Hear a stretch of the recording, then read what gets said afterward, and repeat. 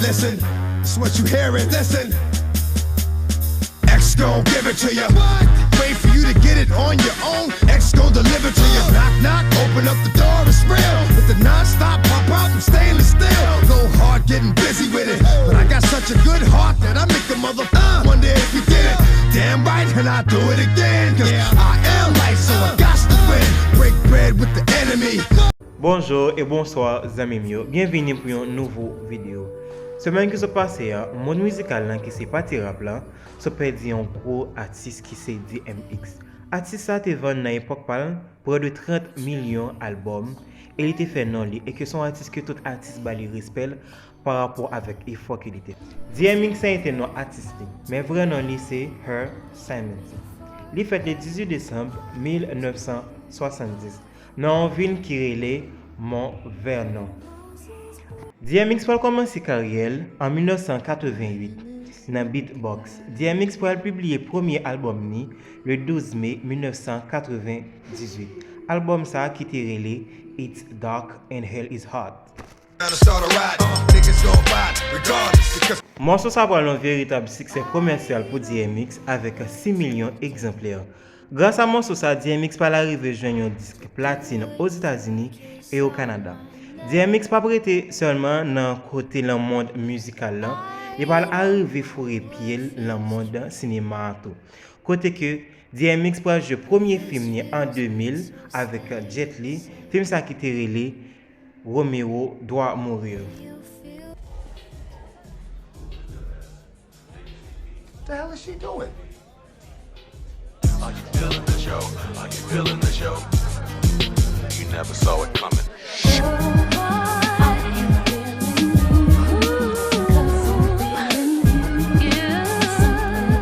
Hey, what's up, Trish?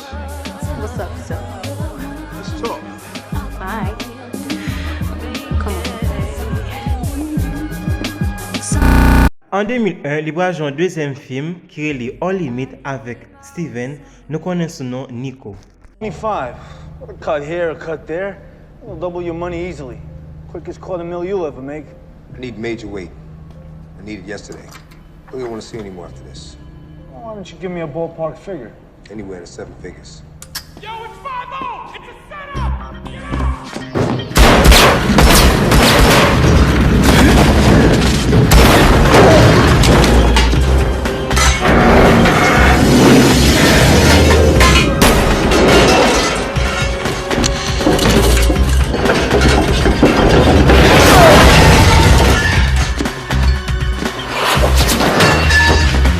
En justice pour le troisième film côté DMX pour jouer l'année 2003 ensemble avec Jet Li et Gabriel Union.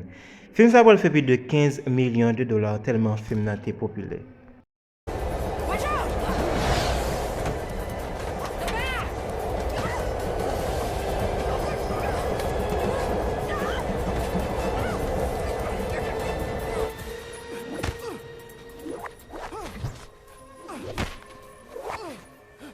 DMX parle fait un autre succès avec un quatrième album, il était les The Great Depressing.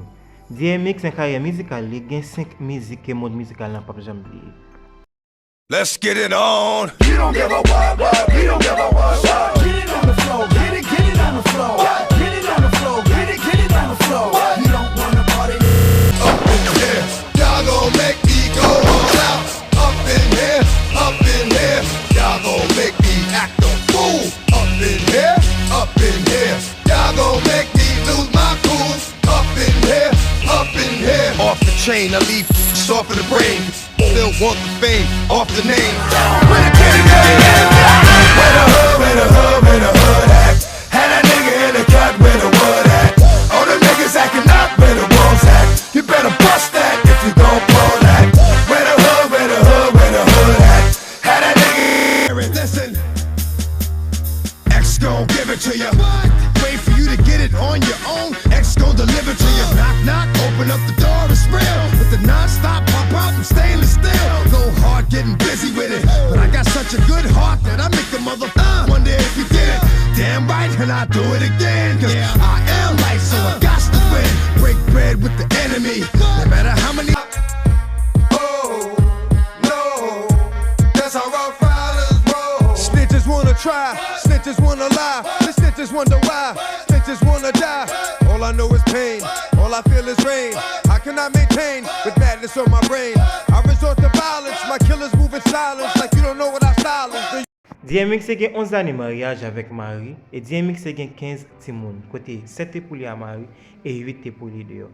DMX arrive divorcé à Marie après elle était en prison, côté la police arrêté pour trafic de drogue. Dans l'année 2021, dans la semaine avril, DMX est hospitalisé à l'hôpital suite à une crise cardiaque liée à une overdose. Et DMX est arrivé jeune le 9 avril 2021, il est mort à l'âge de 50 ans. Rappeur, chanteur, acteur, pas de perdre du temps pour te partager peine sur Instagram actuel que j'ai ressenti par rapport avec la mort artiste. Côté que y a dit que c'est un gros perte pour le monde musical là.